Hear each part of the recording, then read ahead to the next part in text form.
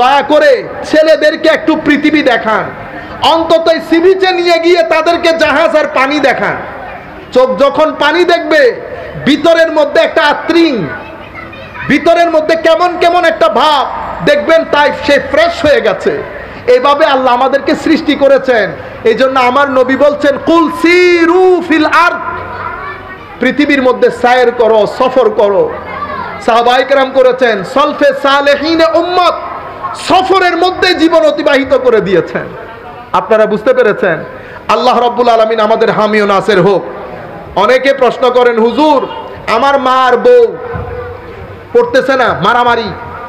আমি আপনাদেরকে একটা ছোট্ট ডোজ, কিছু করিয়েন না, দুইজনকে নিয়ে এখন সুনামগঞ্জে চতুর্দিকে পানি, হাওরের পানি আর কি, 2-4 দিন থাকতে পারবেন, তেমন টাকা পয়সা খরচ হয় না। আপনি দুইজনকে নিয়ে সেখানে যান, 3 দিন রাখেন, 3 দিন পরে দেখবেন 1 মাস শান্তিতে থাকবেন। আমি আপনাদেরকে গ্যারেন্টির সাথে বলতেছি। এটা পৃথিবী, আমরা একসাথে থাকতে থাকতে বাচ্চারা পর্যন্ত, একটা ছেলে আইসা বলতেছে, হুজুর বাচ্চা খালি কাঁদে, একটা ফু দেন। তো আল্লাহ মিন্না আলিল্লাহ, সব ফু দিয়ে হয়ে গেলে তো আর ডাক্তার ইঞ্জিনিয়ার লাগতো না। আপনি আপনার ছেলেকে নিয়ে বের হন বাইরে, তার একটু দুনিয়া দেখান। এই 3000, 5000, 700-800 স্কোয়ার ফিটের ঘর একটার ভিতরে তারে ঢুকাইছেন, আপনি আর বের হচ্ছেন, ভিতরে ঢুকতেছেন, তারা তো বের হচ্ছে না। আগে তো ঘর বাড়ি, আমরা বাড়িতে থাকতাম, মাঝখানে উঠোন, একজনের ঘরে আরেকজন, সেজন্য বুঝতে পারেন নাই। এখন তো আপনি মানসিক রোগী হয়ে যাচ্ছেন। তো ছেলেকে যখন আপনি বের করবেন, তাকে প্রকৃতি দেখাবেন, পক্ষী দেখবে, পাখি দেখেন। বাচ্চারা যখন পাখি দেখে কেমন করে, এক পাখির কথা আপনাকে আধা ঘন্টা শোনাবে, বাবা পাখি, বাবা পাখি। আল্লাহ তাদেরকে বানিয়েছেন এভাবে করে। আপনি পাখির ক্ষুধা, তাকে টিভিতে ওই সমস্ত জিনিস দেখায়, পাখির ক্ষুধা মিটাইতে পারবেন না। আপনারা বলেন না, হুজুর রাস্তাঘাটে ছেলে যেগুলা হয়, সেই ছেলেগুলা এরকম হয়, আমাদেরগুলো এরকম কেন? তারা প্রকৃতির সাথে মিলেমিশে বড় হয়। আমার ছেলে, আমারগুলো সেই জন্য ইংল্যান্ড আমেরিকার মধ্যে ওরা কি করে, ওরা বড় বড় পার্ক করে। সেই পার্কের মধ্যে বাবারা হাঁটে, ছেলেদেরকে নিয়ে যায়, ফুটবল খেলে। যদি ওইটা না থাকতো পরিস্থিতি আরো করুণ হতো। আমি আপনাদেরকে বলছি, শুধু মাহফিল করলে তো আর হবে না। আমি চাচ্ছিলাম মাহফিলের মধ্যে উলামায়ে কেরাম আমাদের সামগ্রিক সমস্যাগুলোর কথা তুলে ধরুন।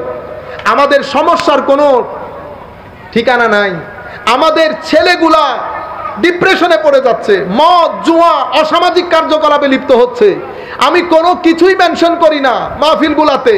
আমি শুধু অমুক এটা বলছে, সমুক এটা বলছে, ঠিক কিনা বলেন, আরেকজন কাফের হয়ে গেছে, ইয়া আল্লাহ। আপনারা বুঝতে পেরেছেন? আল্লাহ রাব্বুল আলামিন আমাদের হামি ও নাসির হোক। মনে রাখবেন, আমার জন্য আমার সবচেয়ে বড় সম্পদ কি? আপনি যদি মনে করেন আমার টাকা পয়সা, আমি বলবো না। আমার ঘর বাড়ি না, আমার সন্তান আমার সবচেয়ে বড় সম্পদ। যেহেতু আমার সন্তান আমার সবচেয়ে বড় সম্পদ, আমি সবচেয়ে বেশি সময় দিতে হবে আমার সন্তানকে। সন্তানদেরকে কোরআন শিখান, আল্লাহর ওয়াস্তে কোরআন শিখান। প্রত্যেক দিন সন্তানদের কোরআন পড়াটা পারফেক্ট একদম ওয়াজিব করে দেন। এখন আপনি যদি নিজে না পড়েন, সেটা আপনি করতে পারবেন না। আপনি কোরআন শরীফ পড়েন, অন্তত কোরআন শরীফকে দেখেন। আমার ভাইয়েরা, এই যুগে অনেক অনেক অনেক জরুরি। আপনি টাকা ইনকাম যেভাবে করছেন কষ্ট করে, এই টাকা আপনার শরীরের চাহিদা মিটাবে, মনের ক্ষুধা মিটাবে না। মনের ক্ষুধা মিটাই মাজারের জিয়ারত, মনের ক্ষুধা মিটাবে এই মাহফিল, মনের ক্ষুধা মিটাবে মা বাবার সাথে বসে মা বাবাকে দেখে থাকা। আপনারা বুঝতে পেরেছেন? মনের ক্ষুধা মিটে মসজিদের ইমাম মুয়াজ্জিন, বুজুর্গ, আমাদের আগের ইমাম মুয়াজ্জিন, এখনকার গুলো যা, আগের একটু বুজুর্গ টাইপের ছিল না, হায় হায়, এই ধরনের বুজুর্গানে দিনের, এমনি একটু করেও যাবেন, পান একটা দিয়ে 2-4 মিনিট থেকে আসবেন, এগুলো আপনার বিতর্কে চার্জ করে ফেলবে।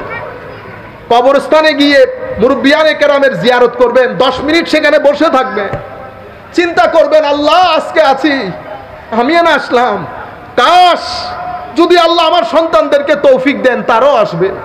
আজকে আমি উপরে, কালকে আমি নিচে, বিষয়গুলোকে ফিল করবেন, দেখবেন আপনার ভিতরে 10 বছরের টেনশন খতম হয়ে যাবে। আপনারা বুঝতে পেরেছেন?